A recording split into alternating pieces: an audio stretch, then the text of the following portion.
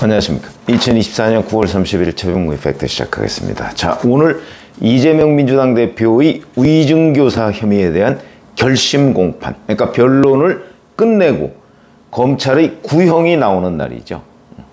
그러면 구형량은 얼마일 것이냐? 그러면 구형 나오고 나서 대개 선고까지는 한 달 내지 한 달 반 정도가 이제 예상이 되는데, 그럴 경우에 선고량은 얼마가 나올 것인가? 뭐 이런 부분에 관한 각종 언론 보도, 제가 또 법조계에 물어본 얘기, 뭐 이런 것들을 한번 좀 알려드리려고 합니다.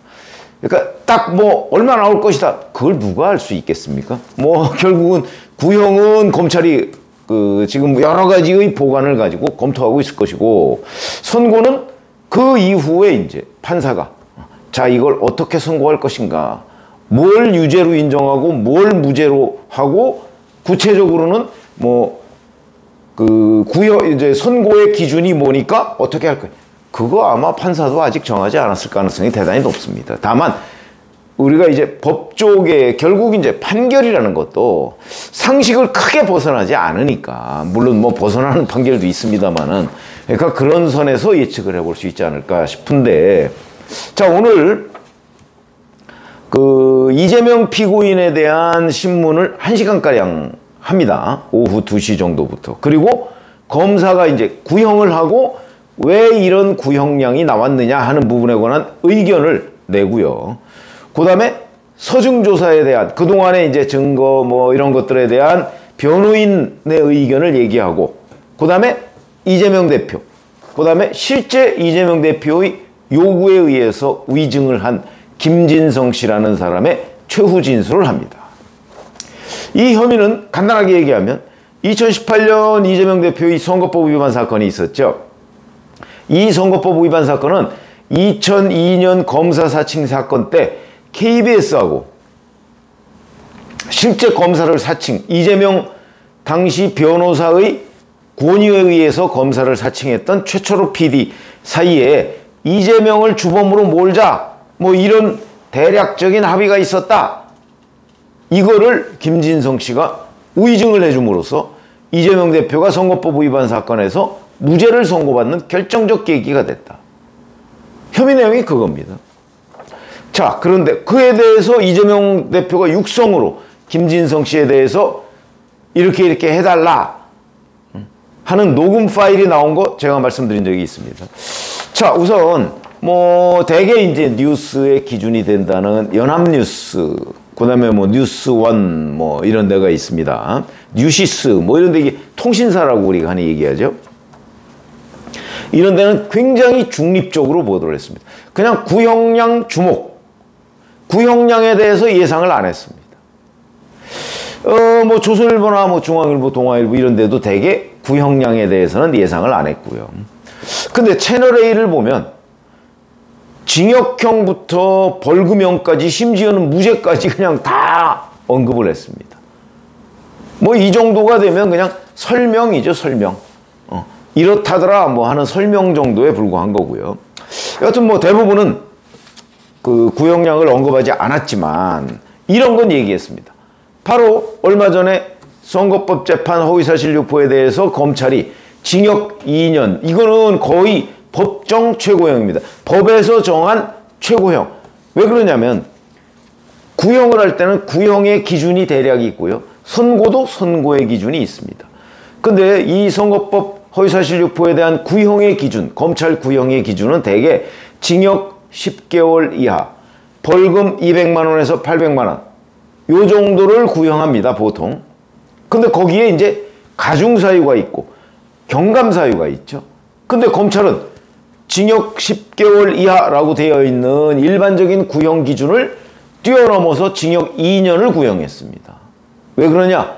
이재명 피고인한테는 감경사유는 없고 오로지 가중사유만 있다. 그 가중사유가 뭐냐? 선거를 앞두고 상습적인 거짓말을 한다. 거기다가 이 허위사실 유포에 대한 범행을 은폐하려고 했다. 그게 이제 고 김문기 씨 뭐 가족에 대해서 모른다라고 얘기하고 그쪽에 끊임없이 접촉하려고 했던 뭐 이런 것들, 그 다음에 호주 뉴질랜드 출장 2015년 1월에 10박 11일을 갔다 왔으면서도 모른다. 그리고 마지막에 뭐 조금 뭐 이런저런 뭐 인지를 못하고 있었을 뿐이다. 뭐 이렇게 변명은 했지만 그런 것들은 다 가중사유다. 감경사유가 없다. 그래서 가중을 하다 보니까 징역 10개월 이하가 징역 2년 구형이 됐다. 뭐 이런 거고요. 이런 부분을 주로 이제 언론 매체에서 인용을 해가면서 이번에도 뭐 그렇지 않을까. 그런데 우의증교사죄에 대한 선고 기준은 굉장히 무겁습니다. 왜냐면 아까는 제가 구형 기준을 얘기했죠. 근데 우의증교사죄의 구형 기준은 뭐 지금 특별히 언론에 보도된 건 없습니다만 선고 기준은 형법 152조에 보면 5년 이하의 징역이나 1년 이하의 벌금 이렇게 되어 있습니다.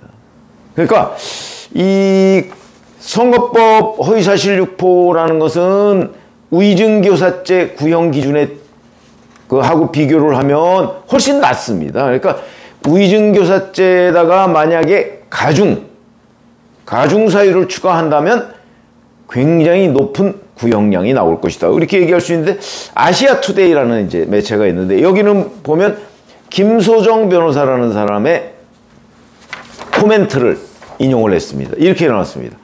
이 대표의 공직선거법 위반 혐의로 징역형 지난번에 구형한 게 대단히 이례적이다. 그러면서 이번에도 아마 검찰이 징역 2년을 구형하지 않을까. 사건의 가중 요소를 감안한 상당히 중한형이 구형될 것이다. 이렇게 얘기했습니다. 요거는 이제 아시아투데이라는 데가 인용한 김소정 변호사의 견해입니다. 징역 2년 구형. 그러면 우의증교사의 가중사유를 별로 인정하지 않는 것 아닌가? 뭐 전 그렇게 봅니다. 이게 채널A가 보도한 걸 보면 작년 9월에 유창훈 영장전담 판사가 이재명 구속 여부를 심사할 때 우의증교사 혐의에 대해서는 소명된 것으로 보인다. 이걸 인용하고 있습니다. 뭐 하나의 단서가 되죠. 그러니까 이재명 우의증교사 혐의에 대한 범죄 혐의는 소명이 된다. 그러면 결국 이게 무죄가 나오지 않을 거다. 이렇게 얘기하는 겁니다. 무죄는 나올 수가 없다. 물론 판사는 다르지만 영장전담 판사가 이 범죄 혐의는 소명된다. 이렇게 인정한 마당에 아무리 다른 판사라고 그래도 그게 무죄가 나올 것이다. 이렇게 예상하기는 어렵다. 아마 채널A는 그 부분을 이제 좀 인용한 것으로 보이는데 막상 채널A는 구형량에 따라서는 뭐 벌금형 얘기까지도 하고 있습니다. 뭐 물론 벌금도 유죄이긴 하지만 조금 앞뒤가 맞지 않는다. 이거는 선거법 허위사실 유포보다 훨씬 중한 범죄입니다. 뭐 그 점에 있어서는 변호사들이 부인하지 않습니다. 자, 그러다 보니까 이제 이렇게 본인 이름을 걸고 야 이거 구형은 어느 정도 될 거고 선고는 어느 정도 될 거다. 이렇게 얘기하는 변호사가 거의 없습니다. 그러면 다만 이제 익명으로 솔직하게 한번 얘기해봐라. 그렇게 되면 이제 뭐 민주당에서는 뭐 무죄 이렇게 얘기하는 사람들 꽤 있습니다. 무죄다. 글쎄 저도 뭐 법조 기자를 했습니다만 무죄가 나올 가능성은 없는 것으로 보입니다. 왜냐하면 녹음 파일이 있는데 그 녹음 파일을 들어보면 그게 어떻게 무죄가 나오겠습니까? 우의증을 시켰고 변론요지서를 보내주겠다까지 얘기를 해서 물론 그 변론요지서가 나오지는 않았습니다. 그러나 그거는 당시 이재명 피고인의 입장, 이재명 피고인의 주장을 그대로 김진성 씨한테 이렇게 해주세요 라고 지시를 한 지시서입니다. 텔레그램으로 보냈기 때문에 뭐 이렇게 그 후에 남아있지가 않아서 그렇지. 그런데 그래 놓고서 이게 우의증교사가 아니다? 저는 뭐 이해할 수가 없는 대목이고. 근데 이제 익명으로 변호사들한테 물어보면 대략 여기에도 역시 가중사유가 많고 감경사유는 없다. 왜냐하면 가중사유가 뭐냐? 녹음 파일이라는 본인의 육성이 들어가 있는데도 계속 우의증교사 혐의를 부인했다. 이거는 범행을 은폐하려는 의도가 있었던 것이고 그 다음에 그 의도는 역시 경기도지사직을 유지하고 앞으로 피선거권을 유지하기 위한 의도로 상습적인 거짓말을 했다. 뭐 이런 얘기가 되는 거죠. 감경사유는 없습니다. 감경사유라는 게 뭐 되게 본인이 반성한다든가 뭐 이런 부분인데 여기엔 그런 거 없습니다. 그렇기 때문에 이것 또한 상당한 정도로 가중하게 될 것이다. 그러면 구형은 대략 뭐 구형 기준이 징역 1년 6개월 뭐 이 정도가 대략 구형 기준이라고 합니다. 아까 선거법 허위사실유포는 징역 10개월이라고 했죠. 이건 징역 1년 6개월 정도가 구형 기준입니다. 그러면 대개 뭐 그냥 단순하게 계산하면 구형 기준이 2배쯤 됩니다. 그러면 가중사유에다가 구형 기준 2배쯤이면 징역 4년 정도가 구형이 되지 않을까. 그러니까 3년 6개월 4년 이 정도가 구형이 되지 않을까. 제가 물어본 법조계 사람들한테는 그런 그 전망들이 많았고요. 그러면 이제 구형과 선고는 다르죠. 오늘 이제 검찰이 구형을 하면 아마 선고를 지난번에는 11월 15일로 잡았는데 선거법 허위 사실은 무려 50일 뒤로 잡았죠. 보통은 30일 내지 45일 이 정도입니다. 그러니까 선고를 최대한 뒤로 그것도 조금 의문이긴 합니다. 그러면 이번 위증교사는 선고를 11월 15일 이후로 잡을까 이전으로 잡을까? 이후로 잡을 가능성이 저는 꽤 높다고 봅니다.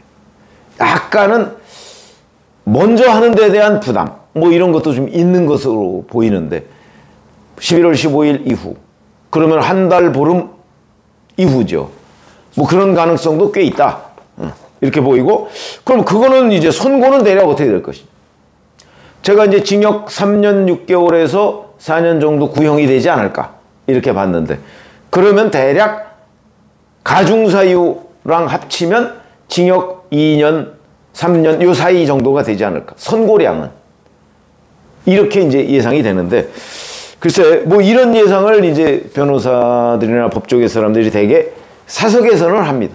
아 그거 이 정도는 나오지 않을까 뭐 이렇게 얘기를 하는데 뭐 그것도 이제 어느 변호사냐에 따라서 많이 좀 의미가 그 예측이 달라지기는 하죠. 그러나 뭐 작년에 유창훈 영장전담 판사조차 인정했던 그런 범죄 혐의이기 때문에 무죄 가능성은 아예 없다고 보고 벌금 이거는 그 피선고권이 박탈되기 위해서는 금고형 이상이 나와야 됩니다. 벌금형이 나오면 그러면 피선고권하고 아무 상관없습니다. 그래서 이제 민주당에서는 벌금형으로 막겠다. 벌금형도 유죄라고 제가 그랬죠. 벌금형으로 막겠다. 이렇게 이제 얘기하는 사람들이 좀 있습니다. 그러나 뭐 본인들이 그렇게 막겠다는 건 목표죠. 원래 주장은 아마 계속 무죄 주장할 겁니다. 그러나 이제 자기네들 속으로는 벌금형 정도로 막으면 최선 뭐 이렇게 생각하지 않을까 싶은데 자 그거 가지고서 뭐 판사가 그대로 따르는 건 아니고요. 대략 뭐 제가 물어본 변호사들 그래도 제가 나름 이 사람 정도면 뭐 믿을 수 있지 않을까 하는 사람들은 대략 위증교사 혐의 더군다나 이거는 이 위증이 미친 영향이 굉장히 큰 위증입니다. 그렇기 때문에 가중사유가 될 수 있고 그러면 대략 징역 2년에서 3년 정도가 선고되지 않을까. 조금 범위를 넓힌다면 징역 1년 6개월에서 뭐 3년 요 정도가 되지 않을까. 그런 게 많습니다. 근데 오늘은 뭐 선고랑은 상관이 없고 이제 구형량이 나오는 날인데 오늘 오후 2시에 재판을 시작하죠. 그럼 구형량은 아마 저녁 6시쯤 나오지 않을까. 이렇게 예상이 됩니다. 고맙습니다.